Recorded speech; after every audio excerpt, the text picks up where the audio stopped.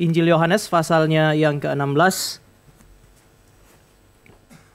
Kita baca bergantian ayat yang ke-4 sampai dengan ayatnya yang ke-11. Injil Yohanes pasal yang ke-16 ayat 4 sampai 11. Kita baca bergantian.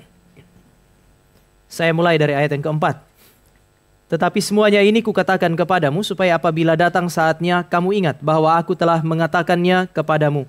Hal ini tidak kukatakan kepadamu dari semula karena selama ini aku masih bersama-sama dengan kamu.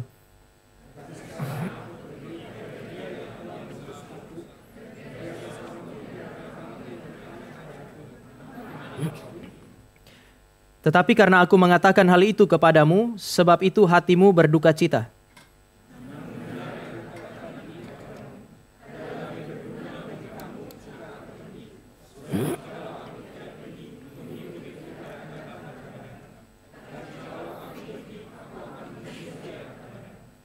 Dan kalau ia datang, ia akan menginsafkan dunia akan dosa, kebenaran, dan penghakiman.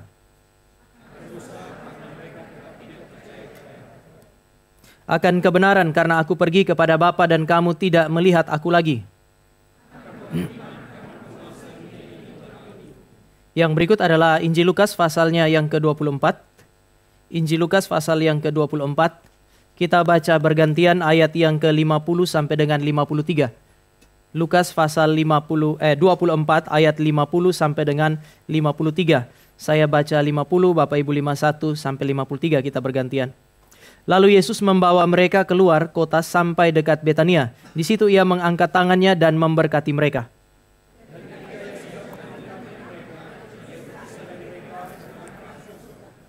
Mereka sujud menyembah kepadanya, lalu mereka pulang ke Yerusalem dengan sangat bersukacita.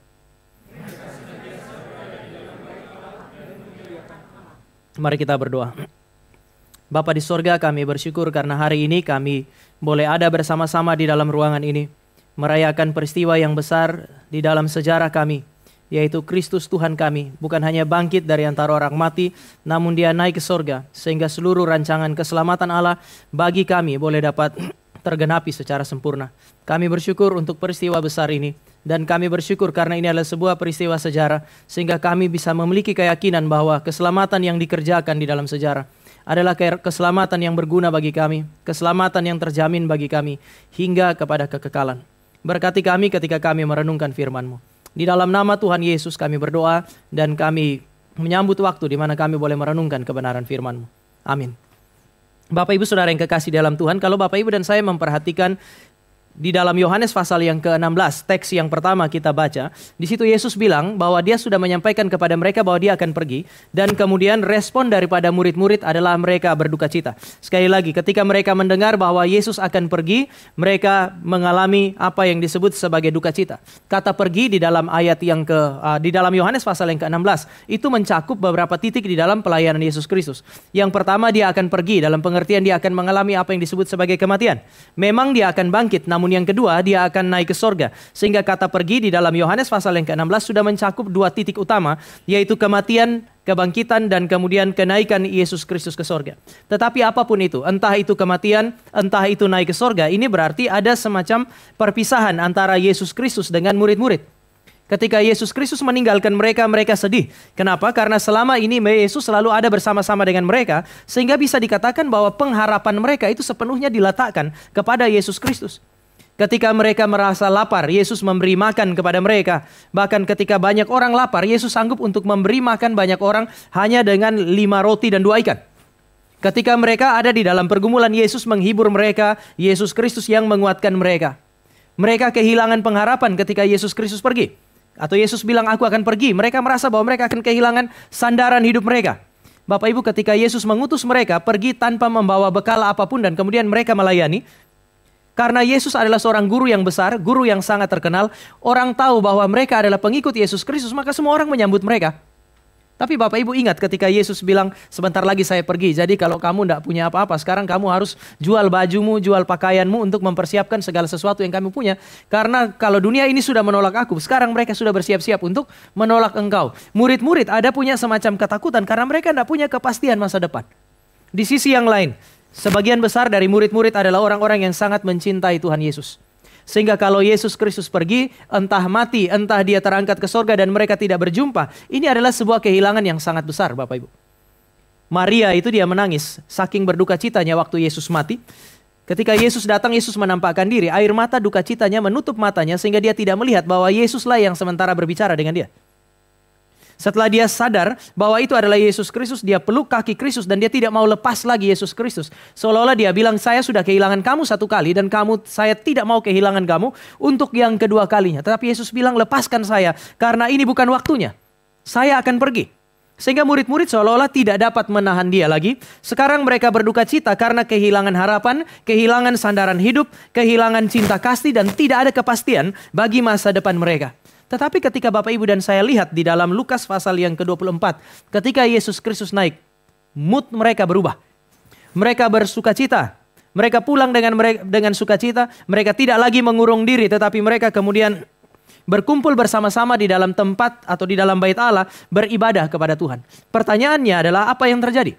Bapak Ibu, sebenarnya dua cerita ini memberi petunjuk kepada Bapak Ibu dan saya mengenai signifikansi kenaikan Yesus Kristus ke sorga.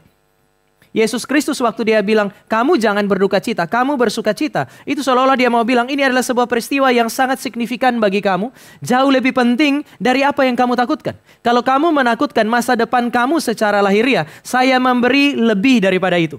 Maka hari ini saya mau ajak Bapak Ibu untuk mempertimbangkan paling tidak 2 atau 3 poin terkait dengan signifikansi kenaikan Yesus Kristus yang Bapak Ibu dan saya rayakan hari ini. Pertama, kenapa Yesus Kristus naik? Yesus Kristus harus naik ke sorga karena kalau dia tidak naik, maka karya keselamatan belum tuntas. Dia harus naik ke sorga supaya karya keselamatan tuntas. Dia bilang, aku pergi untuk menyediakan tempat bagi kamu. Kristus pergi menyediakan tempat melalui kematian, melalui kebangkitan, dan melalui kenaikan ke sorga. Karya Kristus, Bapak Ibu, seringkali dianggap sudah selesai ketika dia bilang begini, sudah selesai, tetelestai. Banyak orang mengatakan, oh sudah, karya Kristus sudah selesai. Tetapi yang seringkali orang Kristen lupakan adalah karya keselamatan Kristus harus dilihat dari 2 sudut pandang ini. Yang pertama adalah perendahan. Berinkarnasi, Allah menjadi manusia. Kemudian setelah jadi manusia, dia mengalami penderitaan seumur hidupnya dia. Penderitaan Yesus Kristus itu bukan baru nanti di atas bukit Golgota, tetapi seumur hidup. Satu pribadi yang suci, hidup di tengah-tengah masyarakat yang berdosa dan melawan Allah. Hati nuraninya pasti terganggu. Ini mirip seperti Yesus Kristus ada di padang gurun selama 40 hari dia berpuasa. Ketika Bapak Ibu dan saya membaca, seolah-olah dia hanya dicobai di akhir 40 hari berpuasa itu. Tapi kalau saudara dan saya lihat Matius dan Lukas di dalam menceritakan kisah ini, Yesus Kristus dicobai selama 40 hari dan 3 yang terakhir adalah puncak daripada seluruh pencobaan itu. Demikian juga selama Yesus Kristus ada di dalam dunia, dia berinkarnasi menjadi manusia, dia mengalami penderitaan. Puncaknya adalah neraka di atas kayu salib. Kematian, itu yang dia alami. Tetapi ini yang disebut sebagai perendahan. Jika Yesus Kristus hanya mati dan dia tidak mengalami pemulihan, mulai dari kebangkitan dan kemudian naik ke sorga, maka karya keselamatan belum tuntas. Yesus harus mati, iya, tetapi dia juga harus bangkit. Ketika murid-murid bilang, kami tidak mau kehilangan engkau karena kami akan kehilangan cinta, dia bilang, tidak, saya harus mati supaya kamu betul-betul menikmati cinta kasih Allah yang sejati. Kematian Kristus adalah ekspresi cinta kasih Tuhan bagi murid-murid, bagi saudara dan saya. Dan memang Kristus telah mengalami hal itu. Namun kalau Yesus sekali lagi mati dan tidak bangkit, maka itu bukan apa-apa. Dia sama saja dengan semua orang. Tetapi karena Yesus bangkit, lalu kemudian dia naik ke sorga, maka yang terjadi adalah dia kembali kepada kemuliaan yang seharusnya. Bapak Ibu, dia naik ke sorga, berarti pribadi yang ilahi kembali mendapatkan kemuliaan yang dia tinggalkan sebelumnya. Maka itu ketika dia berdoa, dia bilang begini, ya Bapa, kembalikanlah kepadaku kemuliaan yang aku miliki sebelum segala zaman. Dia naik sebagai pribadi yang ilahi, mengambil kembali seluruh kemuliaan yang tadinya seolah-olah diselubungi ketika dia berinkarnasi. Tetapi bukan hanya itu. Dia naik juga sebagai seorang manusia yang taat sempurna kepada Allah. Di dalam ketaatan secara aktif kepada seluruh perintah Tuhan. Maupun ketaatan secara pasif ketika Allah memerintahkan dia untuk menjalani seluruh penderitaan oleh karena kasihnya kepada saudara dan saya. Maka Bapak Ibu dan saya akan menemukan satu saat ketika Yesus Kristus datang kembali, ada yang tanya, bagaimana saya bisa membedakan manusia Yesus dengan yang lain ketika dia datang? Oh, saudara akan lihat satu manusia yang diselubungi oleh kemuliaan ilahi dan satu-satunya yang punya itu adalah Yesus Kristus. Dia naik ke sorga sebagai Allah sejati, manusia sejati. Sekali lagi, sebagai Allah sejati, dia mengambil kembali seluruh kemuliaan yang dia miliki sebelum segala sejaman. Tetapi juga pada saat yang sama, sebagai seorang manusia yang taat, dia naik ke sorga untuk mendapatkan seluruh kemuliaan yang memang harus didapatkan oleh manusia yang taat secara sempurna kepada Allah. Oleh sebab itu tadi saya bilang, memang karya di bumi ini sudah selesai, tetapi karya keselamatan belum tuntas jika Yesus Kristus tidak naik ke sorga. Bapak Ibu, saya kira ini adalah satu teladan yang baik bagi Bapak Ibu dan saya. Yesus dikasih satu misi dan tidak ada hal yang dia abaikan. Panggilan yang Allah taruh di dalam hidupnya untuk menjalani yang disebut sebagai perendahan maupun pemuliaan, semuanya dijalani secara tuntas. Sekali lagi, ini adalah teladan bagi Bapak Ibu dan saya yang dipanggil untuk menjalani hidup sebagai umat Allah dengan panggilan masing-masing di bidang masing-masing. Saudara dan saya dipanggil untuk menuntaskan seluruh tanggung jawab yang Allah berikan bagi Bapak Ibu dan saya. Banyak orang menjadi Kristen, ditempatkan di dalam satu tempat yang tertentu, kemudian menjalani pelayanannya dia, menjalani panggilannya entah sebagai hamba Tuhan, entah sebagai apapun itu. Ketika dia masuk di dalam ruang itu tidak menyenangkan, hatinya cenderung untuk meninggalkan tempat itu. Jika Yesus memasuki dunia ini dengan hati yang sama seperti Bapak Ibu dan saya, karya keselamatan tidak pernah tuntas. Tapi Yesus Kristus menjalani semuanya dengan tuntas. Semua yang merupakan tanggung jawabnya dikerjakan.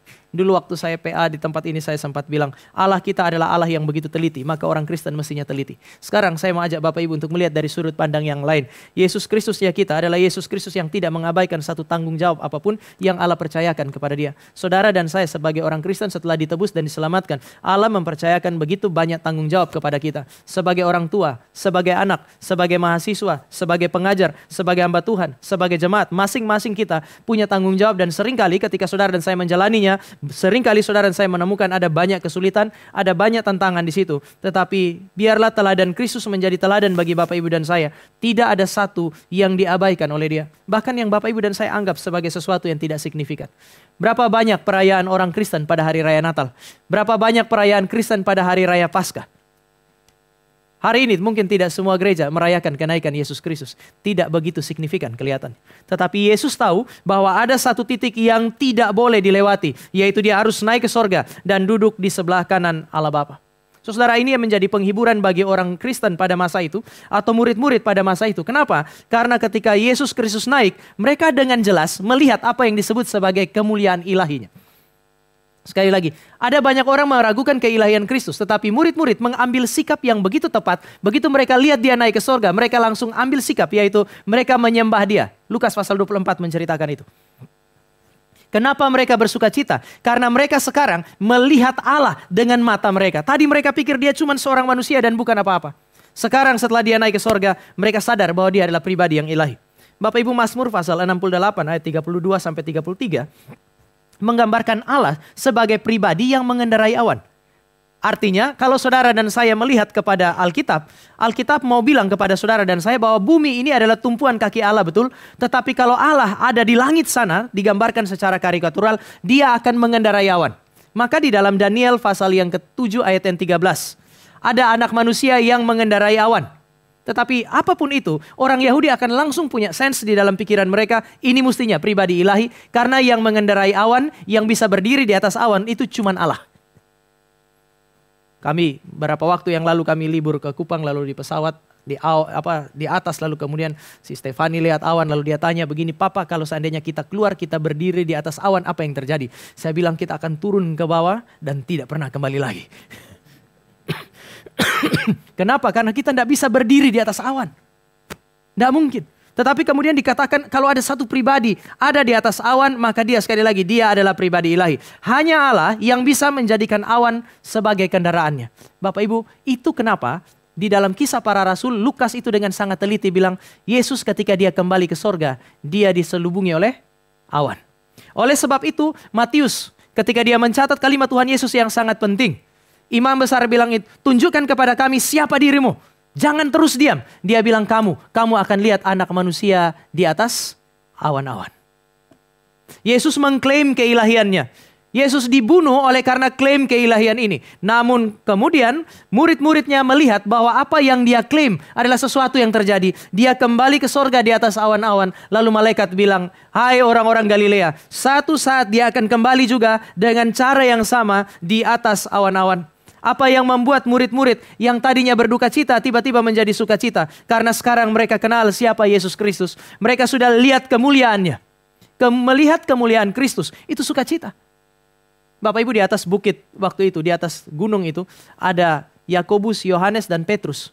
Mereka lihat kemuliaan Kristus di dalam transfigurasi. Mereka lihat ada dua makhluk surgawi yang datang juga, yaitu Elia dan Musa. Semua pun diselubungi oleh kemuliaan. Alkitab mengatakan hati kami penuh dengan sukacita. Maka kami akan bikin 3 kemah. 1 untuk engkau, 1 untuk Musa, 1 untuk Elia. Tujuannya apa? Untuk mempertahankan Yesus ada di situ. Mempertahankan Musa dan Elia ada di situ. Supaya seluruh kemuliaan surgawi itu tidak hilang. Dan mereka bisa terus menikmati itu. Tetapi kemudian kemuliaan surgawi itu pergi. Justru ketika mereka mau bikin kemah itu, kemuliaan surgawi itu pergi. Melihat kemuliaan Allah, melihat kemuliaan surgawi, itu menghasilkan sukacita yang begitu besar di dalam hati murid-murid. Hari itu Bapak Ibu, bukan cuma 3 orang yang lihat. Hari itu, semua murid, 500 orang yang melihat Yesus Kristus naik ke sorga, kemudian sujud menyembah kepada Dia. Pertama, karena mereka lihat kemuliaan Dia sebagai pribadi yang ilahi. Yang kedua, mereka dipenuhi oleh sukacita yang sangat besar. Tadi kalau mereka khawatir oleh karena kehilangan pengharapan. Sekarang mereka tahu Kristus yang mereka sembah adalah pribadi ilahi. Mereka punya harapan yang sangat besar.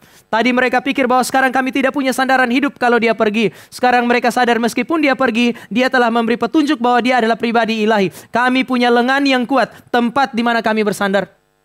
Kalau tadi Dia pergi, kami pikir kami akan kehilangan cinta. Kami lihat Dia mati karena Dia mencintai kami. Sekarang Dia bangkit dan Dia pergi sebagai pribadi yang ilahi. Kalau Dia ilahi, maka cintanya adalah cinta yang kekal.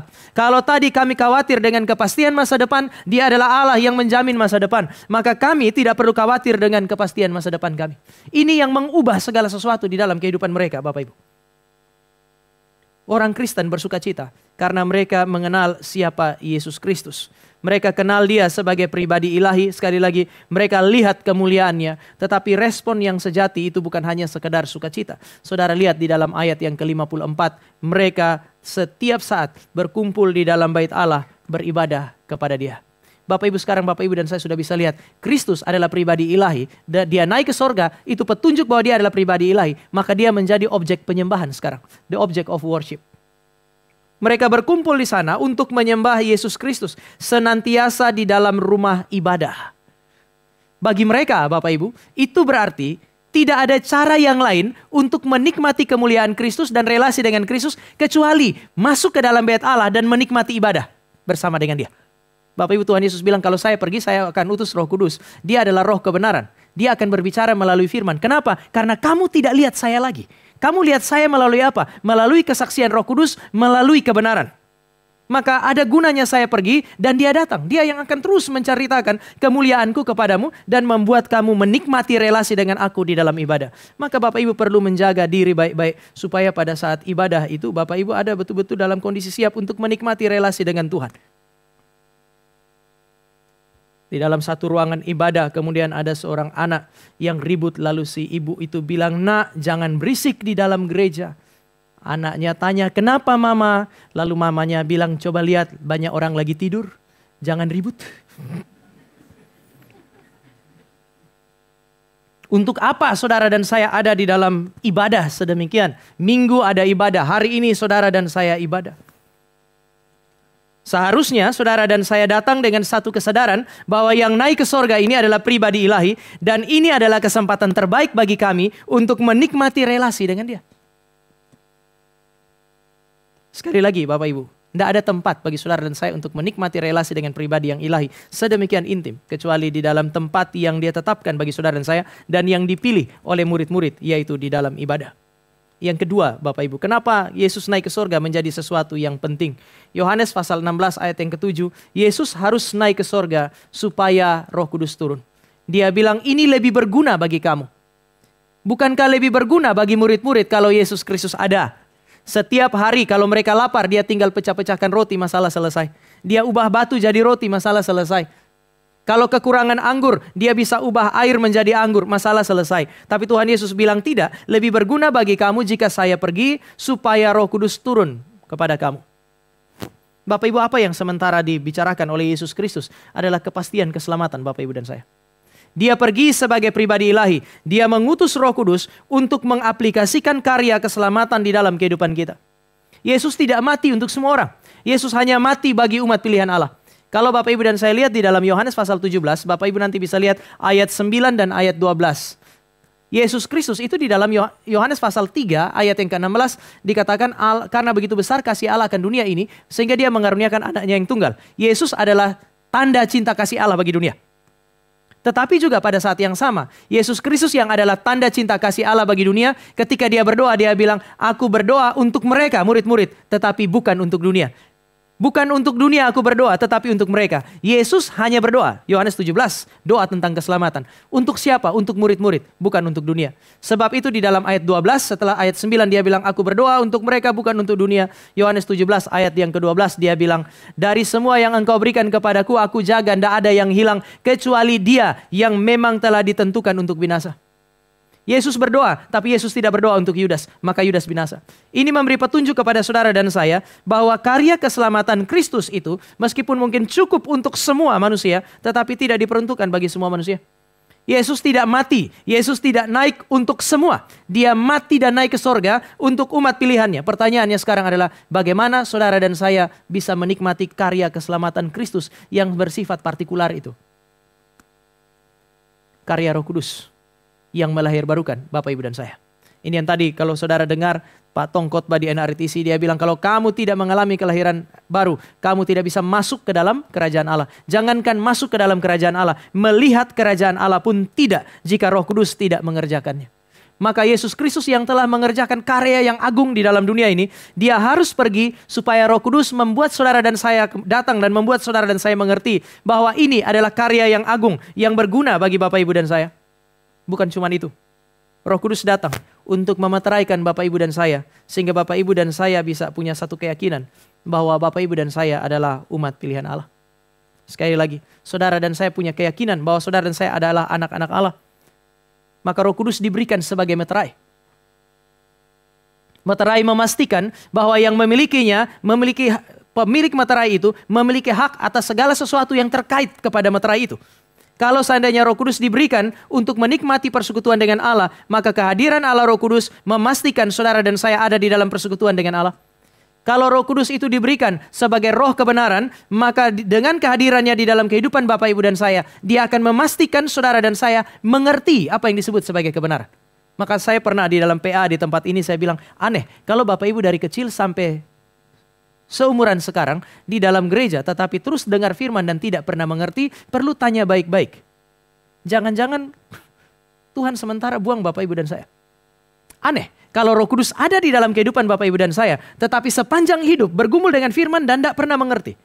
Bapak, Ibu, kita tidak boleh lupa Lukas pasal yang ke-8 itu satu firman yang sama jadi dua alat di tangan Allah dia. Satu firman yang sama itu memiliki dua tujuan di tangan Allah yang sama. Yang pertama sebagai alat penghakiman, yang kedua sebagai sarana anugerah. Bagi umat pilihan Allah, bagi murid-murid, perumpamaan yang Yesus berikan mencerahkan pikiran mereka, mereka lihat kerajaan Allah. Tetapi bagi mereka yang bukan umat pilihan Allah, Tuhan Yesus bilang, aku bicara dalam perumpamaan supaya mereka tidak mengerti apa-apa. Dengan demikian firman itu bisa menjadi alat penghakiman tetapi juga alat anugerah. Supaya firman kebenaran Allah itu menjadi alat anugerah bagi saudara dan saya, maka Roh Kudus harus turun bukan hanya menginspirasikan firman tetapi memberikan pengertian di dalam kehidupan Bapak, Ibu, dan saya. Bapak, Ibu, dan saya juga adalah orang-orang yang mungkin percaya hari ini, tetapi Alkitab bilang kita orang berdosa yang mungkin akan menjadi tidak setia. Maka saudara dan saya butuh pekerjaan Roh Kudus sebagai sarana yang Allah pakai untuk menjaga Bapak, Ibu, dan saya. Di dalam Alkitab, Allah itu memberikan petunjuk kepada saudara dan saya bahwa bukan kita yang mempertahankan Allah, tetapi Allah lah yang mempertahankan miliknya. Pertanyaannya, bagaimana cara Allah menjaga miliknya supaya yang menjadi milik Allah tetap milik Allah? Dia beri Roh Kudus kepada Bapak, Ibu, dan saya. Tetapi supaya Roh Kudus turun, Tuhan Yesus bilang, lebih berguna bagi kamu. Sekali lagi, lebih berguna bagi kamu jika anak manusia itu naik ke sorga. Hari ini Bapak, Ibu, dan saya merayakan kenaikan Yesus ke sorga. Beberapa hari yang lagi Bapak, Ibu, dan saya akan merayakan apa yang disebut sebagai Pentakosta. Roh Kudus turun. Itu hanya mungkin terjadi sekali lagi jika Yesus Kristus naik ke sorga. Sekarang Bapak Ibu dan saya lihat seluruh perjalanan Yesus Kristus ini. Dia mulai dari apa yang disebut sebagai perendahan menuju kepada pemuliaan untuk menjamin kemuliaan dimiliki juga oleh Bapak Ibu dan saya. Tetapi ini juga prinsip yang kemudian menjadi pegangan bagi orang Kristen, bahwa di dalam kehidupan kita sebagai orang Kristen tidak ada kemuliaan tanpa salib, bukan? Pasti ada pergumulan yang Allah izinkan saudara dan saya lewati untuk membawa kita kepada apa yang disebut sebagai kemuliaan. Di dalam ruang kerja saudara dan saya, di dalam pelayanan saudara dan saya, seringkali Allah memakai hal-hal yang disebut sebagai penderitaan dan pergumulan untuk membawa kita kepada satu titik yang Dia mau. Roh Kudus bekerja melalui firman. Roh Kudus bekerja di dalam firman di tengah-tengah seluruh penderitaan untuk membentuk kehidupan kita. Tadi pagi saya sharing satu hal gitu. Waktu masih kuliah, waktu di I3, Bapak Ibu saya pernah satu kali itu sakit hati sama seorang dosen. Dosen itu adalah dosen yang mengajar homiletika, Bapak Ibu. Ilmu berkhotbah. Semester sebelumnya dia mengajar hermeneutika. Orangnya memang sangat teliti, dia ngajar hermeneutika. Setelah itu kemudian dia ngajar homiletika. Artinya dia ditugaskan pada masa itu ngajar ilmu tafsir. Habis tafsir kan dia ajar ilmu berkhotbah. Lalu kemudian kami satu semester, saya satu angkatan sama Vikaris Grace mereka. Itu ditugaskan setelah dia mengajar hari pertama, dia bilang sekarang semua nanti pulang, kamu harus pakai sekian jam untuk persiapan khotbah. Habis itu nanti masing-masing khotbah di sini masing-masing itu sekitar 10 sampai 15 menit. Dan nanti dia yang beri evaluasi. Bapak Ibu yang lain itu dikritisi, dievaluasi, dievaluasi. Giliran saya kok nyelekit. Begitu saya habis khotbah langsung dia bilang begini, Anda dengan model khotbah kayak begini nggak cocok jadi hamba Tuhan. Anda ini lebih cocok jadi kuli. Lalu kemudian dia sebut nama pelabuhan di Surabaya, Tanjung Perak. Kamu lebih cocok jadi kuli di Tanjung Perak daripada jadi hamba Tuhan dengan khotbah kayak begini. Jadi 2 minggu lagi nanti kamu siapkan khotbahmu, kamu khotbah lagi ya. Bapak Ibu saya sakit hati. Setiap kali sambil persiapan saya dalam hati, saya bukan kuli. 2 minggu lagi saya khotbah, lalu dia bilang begini, masih tidak berubah. Kamu masih belum cocok jadi hamba Tuhan. Wah saya sakit hati Bapak Ibu. Yang lain itu 1 kali khotbah selesai, 1 kali khotbah selesai. Kenapa saya harus 3 kali? Saya 3 kali Bapak Ibu. 3 kali 15 menit, 45 itu. Dan khotbah yang ketiga pun dia masih belum puas. Dia tidak puas sama sekali. Dan kemudian kebetulan dia bapak unitnya kami. Sekali saya khotbah lagi di tempatnya, di rumahnya dia. Dia bilang begini sama saya, itu 1 tahun setelahnya.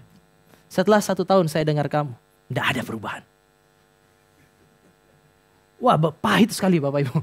Tetapi itu seperti pada saat yang sama. Jadi semacam motivasi untuk yang membentuk saya, pola awal saya ketika mempersiapkan khotbah. Kemudian masuk di GRI, melayani. Orang GRI kan standarnya lebih tinggi lagi. Saya sekali diminta sama salah satu hamba Tuhan senior untuk gantikan dia Bapak Ibu. Dia ada pelayanan, diundang pelayanan, tapi kemudian kan dia tidak bisa, dia minta saya. Ya beruntung itu bukan di GRI lah. Tapi kemudian saya pergi. Kan hamba Tuhan senior ini mereka sudah kenal. Tapi hamba Tuhan yang disuruh ganti ini kan mereka nggak kenal. Lalu kemudian saya datang, pergi ke situ, saya perkenalkan diri. Selamat sore, saya Tama, saya yang gantikan pendeta ini. Bapak Ibu nggak ada satupun yang jawab saya. Semua diam aja, jadi saya bingung. Saya cuma berdiri di depan pintu itu sampai kemudian ada salah satu orang yang datang. Bapak yang khotbah hari ini, ya silakan. Kami undang pendeta yang itu, tapi dia nggak bisa. Dalam hati saya harusnya kalau dia bilang nggak bisa, lalu bilang ganti saya kan situ tolak aja kan ya. Daripada suruh saya kayak orang bengong di situ. Kemudian duduk di situ dan Bapak Ibu baru ketahuan bahwa mereka kelihatannya sebenarnya tidak begitu siap menerima saya. Mereka itu sebuah KKR gitu. Mulai dari ibadah awal semua mereka punya kayak penatua tuh ada di kiri, di kanan, saya duduk di tengah sendirian. Saudara itu kayak kita bukan duduk di sebelah kanan Allah itu, entah kita duduk di sebelah mana. Lalu kemudian ada satu yang datang, dia kenalkan dirinya, kemudian dia disebut namanya, dia bilang saya penatua itu teman-teman, penatua dalam hati saya bukan urusan saya lah. Tapi kemudian liturgis panggil, saya khotbah. Bapak Ibu begitu saya naik ke mimbar, beberapa penatua yang tadi duduk di depan itu keluar. Cuman satu yang ada di situ. Lalu kemudian sudah selesai khotbah, penatua itu berdiri, dia salaman sama saya. Yang tadi beberapa yang duduk di sini juga datang salaman sama saya. Responnya agak sedikit lebih baik. Setelah pulang mereka yang ngobrol sama saya, dia bilang, "Pak, ini persembahan kasihnya." Saya bilang, saya kembalikan aja kepada gereja. Kenapa? Saya nggak lihat itu sebagai persembahan kasih. Kasih itu bukan pakai uang, Pak. Saya lihat dia agak sedikit kecewa, kemudian saya turun. Dia ikut saya, tapi saya langsung naik kendaraan saya jalan. Tapi kondisi itu kemudian mengubah sampai sebelum pandemi. Bapak Ibu, sejak waktu itu saya masih mahasiswa. Sampai sebelum pandemi, setiap tahun kalau dia KKR Pasca, dia ndak undang pendeta yang lain. Dia undang mahasiswa itu dan saya. Bapak Ibu, saya rasa ada satu hal yang dibentuk mulai dari kalimat tadi itu. Kamu nih lebih cocok jadi kuli. Kamu nih lebih cocok jadi kuli. Itu tuh membekas di dalam pemikiran saya. Saya bersyukur hari ini sudah enggak lagi. Tetapi waktu itu kalau saya persiapan di awal-awal Bapak Ibu, saya bukan kuli. Sehingga saya baca buku itu enggak ngantuk sampai pagi.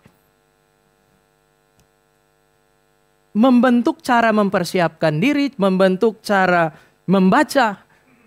Saya rasa ada sesuatu yang berbeda gitu. Meskipun kalau saya ketemu lagi dosen itu pasti saya masih jengkel. Tetapi saya tahu Tuhan pakai proses yang itu. Kadang-kadang kami sebagai hamba Tuhan tuh berharap pergi kemana saja semua orang langsung menyambut. Tidak berharap bahwa ada proses yang Tuhan berikan. Dan kemudian itu menjadi cara Tuhan untuk mengajar kami belajar. Saya kasih contoh ini karena saya yakin Bapak Ibu pergi kemanapun, Bapak Ibu mungkin akan berjumpa dengan situasi yang kira-kira serupa. Tidak semua orang menerima Bapak Ibu sebagai anak Tuhan, sebagai orang yang melayani Tuhan, sebagai orang yang berjalan di dalam kebenaran.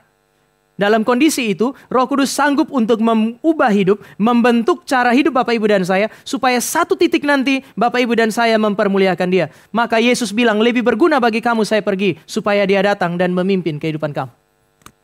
Bapak Ibu, bersyukurlah kepada Tuhan bahwa Kristus kita adalah Kristus yang tidak terus tinggal di dalam dunia bersama dengan saudara dan saya. Tetapi Dia naik ke sorga sehingga Roh Kudus turun untuk memimpin kehidupan kita. Yang ketiga, Yesus harus naik ke sorga sebagai tanda atau sebagai inaugurasi bagi pelayanan gereja. Dia naik ke sorga dan itu adalah inaugurasi bagi waktu di mana gereja sekarang melayani Tuhan dengan bebas.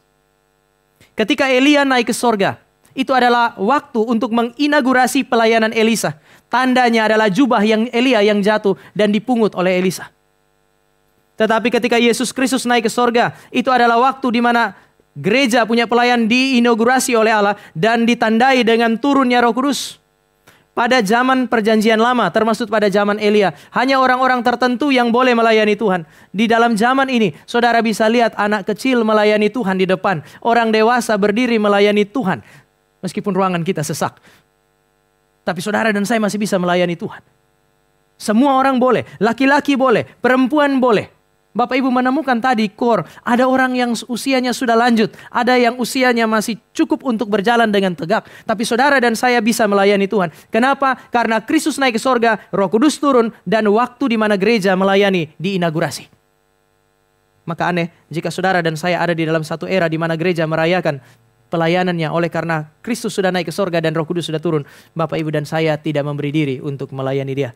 Ini janggal.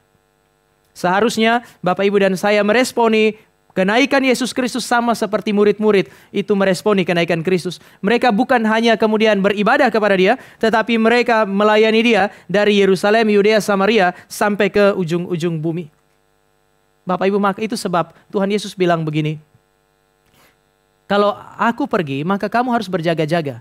Perumpamaan tentang berjaga-jaga, saya pernah jelaskan di sini ya. Ada dia perumpamaan tentang berjaga-jaga itu kan dia pakai gadis-gadis yang bodoh dan gadis-gadis yang bijaksana.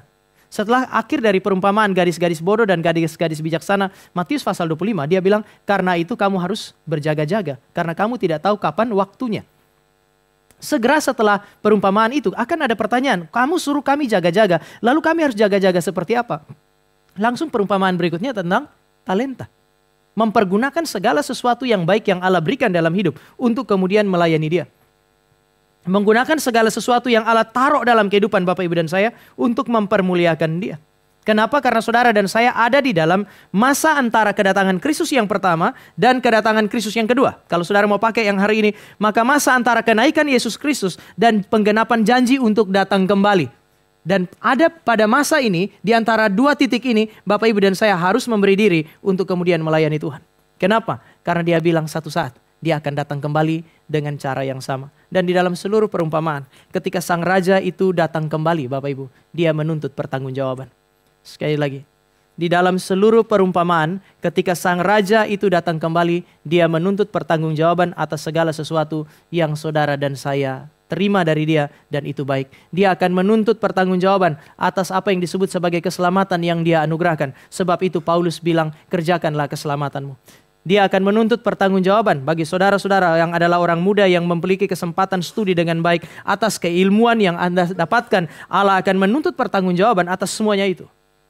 Bagi kami hamba-hamba Tuhan, dia akan menuntut pertanggungjawaban atas seluruh kepercayaan pelayanan yang dia berikan. Bagi orang tua, dia akan menuntut pertanggungjawaban atas seluruh anak-anak yang dia percayakan Bapak Ibu lahirkan dan Bapak Ibu didik besarkan. Dia akan menuntut pertanggungjawaban. Kristus kita adalah Kristus yang pergi, tetapi dia akan kembali sekali lagi, dan dia kembali sebagai raja. Bukan hanya sebagai raja yang memerintah bersama dengan saudara dan saya, tapi sebelum dia memerintah bersama dengan saudara dan saya, dia akan menuntut pertanggungjawaban atas segala sesuatu yang telah dia anugerahkan bagi kita. Pertanyaannya sekarang adalah, apakah saudara dan saya siap untuk mempertanggungjawabkan semua yang telah dia berikan kepada kita? Mungkin saudara dan saya bilang, kami berjuang tapi kami sulit. Sebab itu dia bilang, lebih berguna bagi kamu jika aku pergi, supaya Roh Kudus turun. Karena Bapak Ibu dan saya tidak pernah bisa memberdayakan diri kita dari kekuatan kita sendiri. Tidak ada hamba Tuhan bisa lakukan itu. Tidak ada anak sekolah minggu bisa lakukan itu. Tidak ada pengurus, tidak ada penatua bisa lakukan itu. Kecuali Roh Kudus turun dan memampukan Bapak Ibu dan saya. Maka sekarang Bapak Ibu lihatlah rangkaian sejarah yang Allah atur. Anak manusia itu, Allah menjadi manusia, mengalami penderitaan sebagai ekspresi cinta kasih Allah.